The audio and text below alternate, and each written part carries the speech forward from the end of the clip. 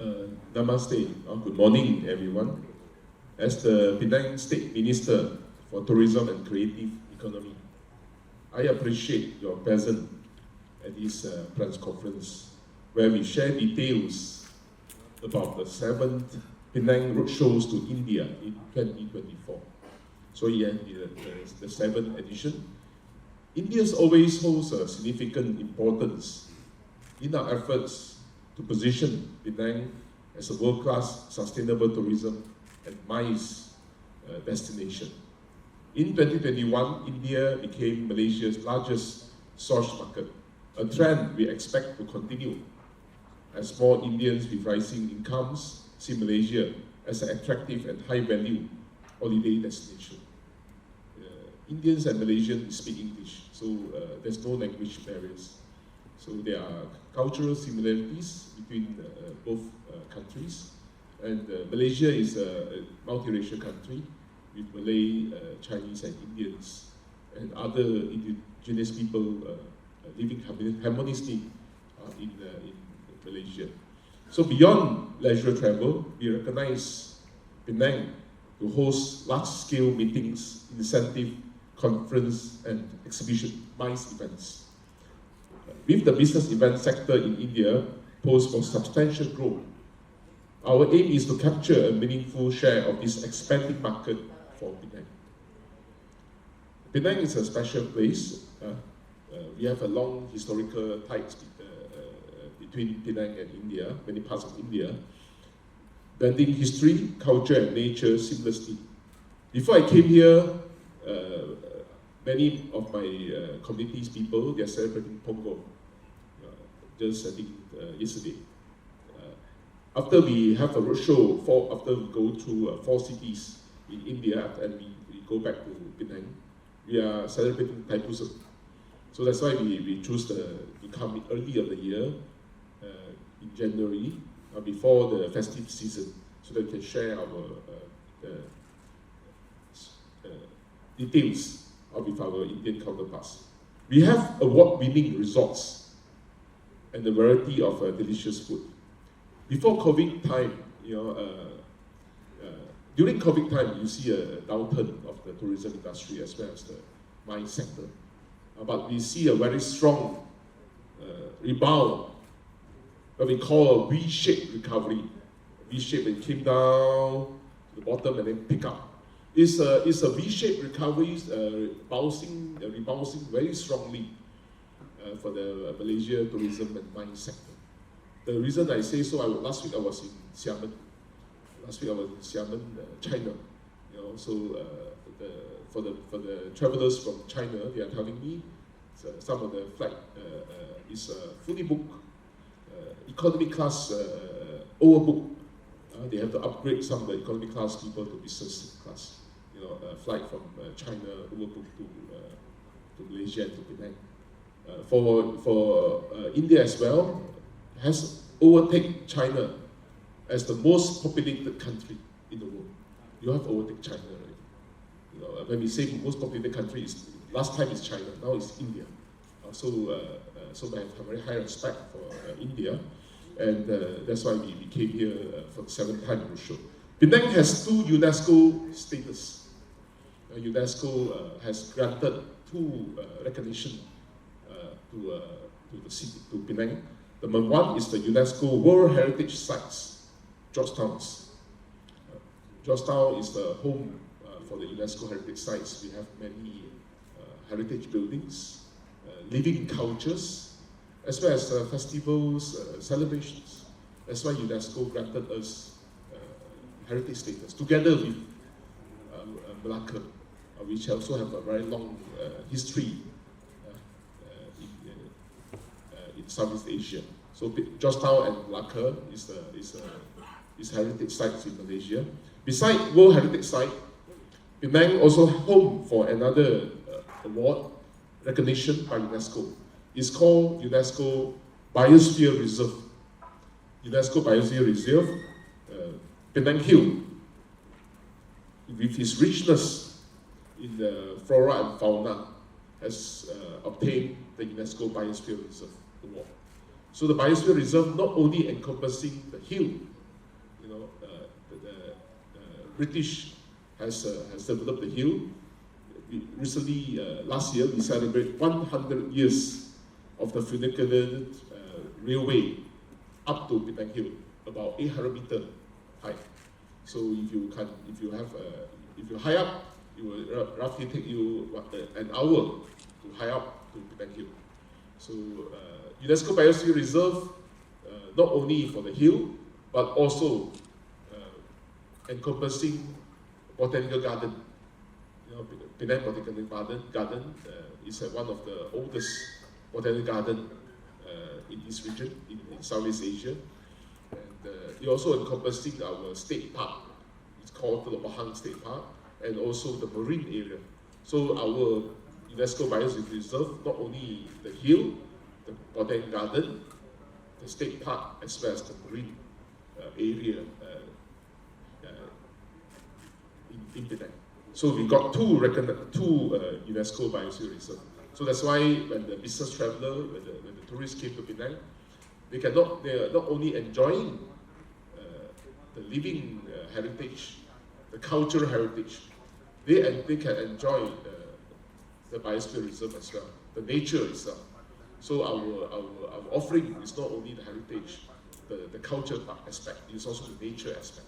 So that's why Penang is a port to call for the cruise lines.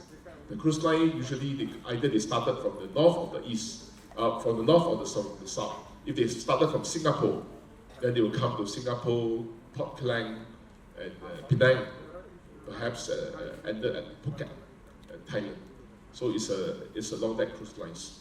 So as the Penang not only offering tourist attraction, MICE meeting as well. Penang is also a thriving technology and manufacturing hub. Penang is also home for many multinational companies.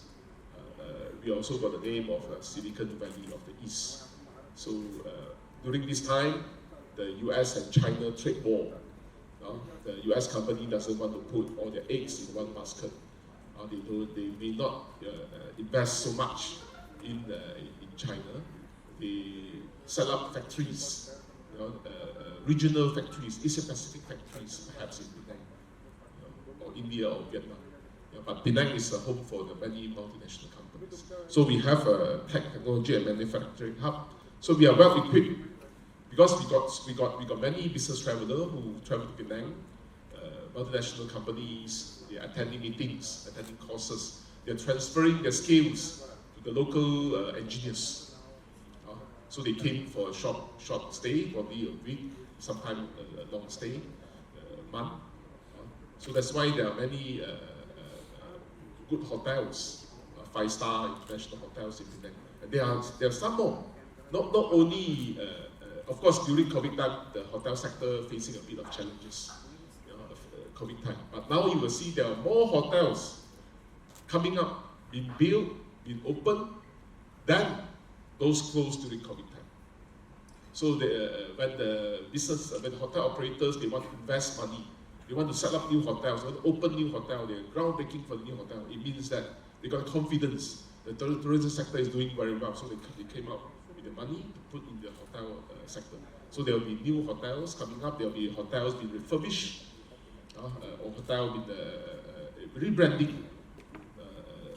Then this hotel will support not only the tourists, international tourists, local tourists, also the business travelers coming to work, coming to transfer their skills, the technology meeting with the local counterparts in our multinational companies in Penang, and also those coming for MICE meeting. So now in Penang we have, there are a few convention centers.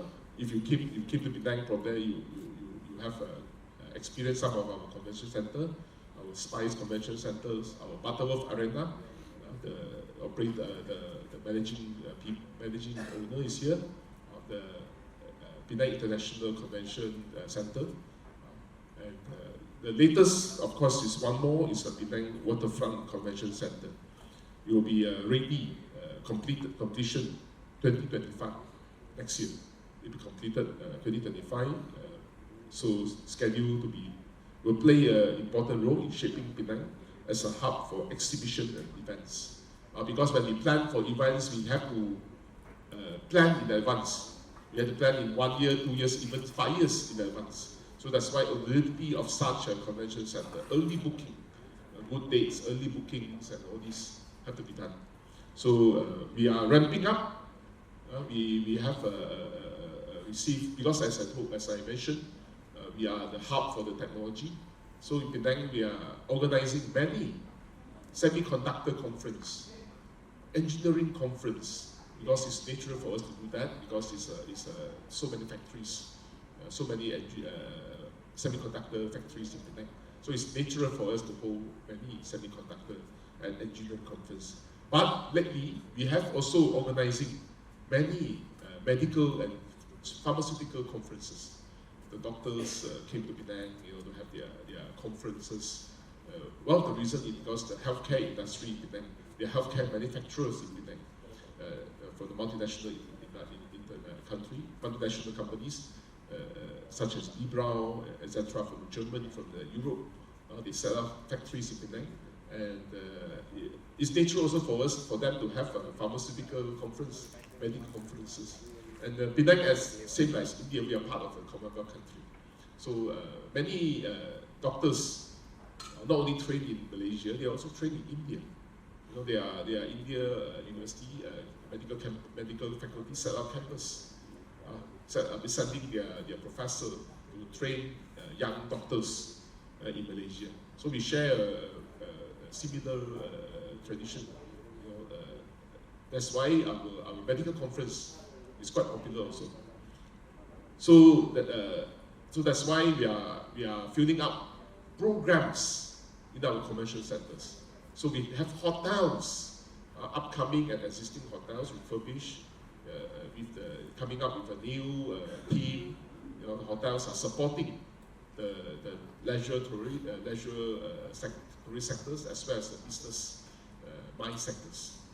So as the Penang member of the Penang member of administration of Penang State Government, I lend my full support to the aviation connectivity between major Indian cities and Penang. So we are hopefully we want to have more direct flight from India to Malaysia and also to Penang, because the government has adopted a new policy, a visa-free policy for tourists coming from India, coming from China, and coming from Middle East.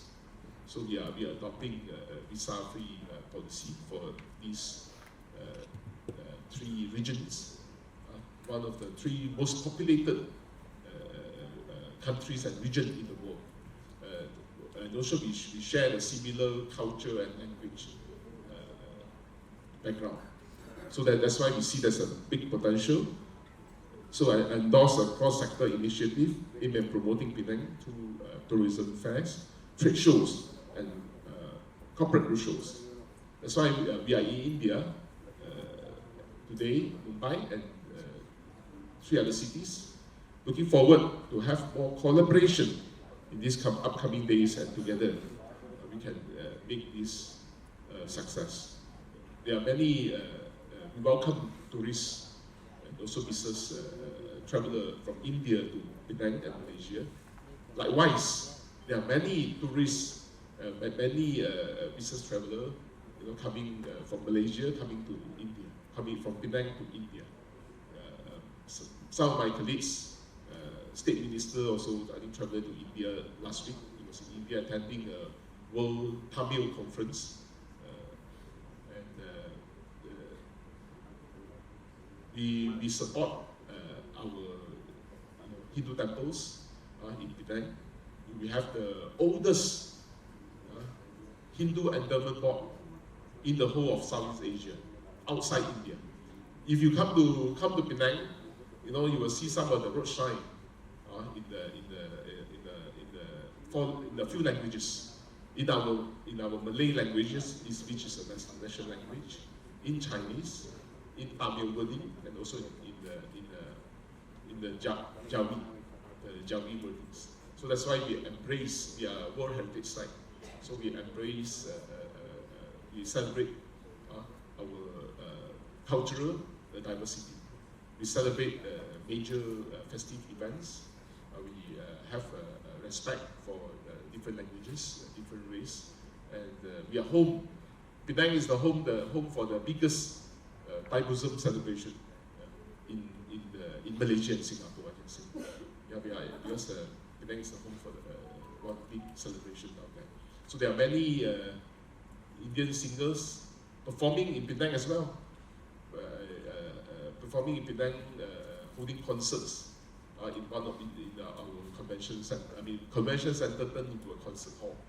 You know, so that's why we are very close. We are close. We can trace back our history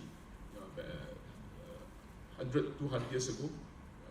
That's why we can continue to. In fact, when I attended Commonwealth meeting, I'm a member of Commonwealth Parliamentary Association. When I attended the Commonwealth Parliamentary Association meeting, we are part of the Commonwealth, we speak the same language. You know, perhaps we read the same textbook also. You know, it's in English. So that's why I found it very close to India, because we share the many same background in terms of language, in terms of cultural similarities. So once again, I thank you for your attendance to the conference. I'm looking forward for a successful Penang Roadshow to India this year. Thank you very much. Thank you very much, Ravi. So we've heard a lot about Penang and how beautiful and how gorgeous it is, but few of them have been there. They've seen videos where they've attended previous conferences, but a lot of them don't know exactly how beautiful it is. I was just speaking to a journalist and she said that she had been there last year and her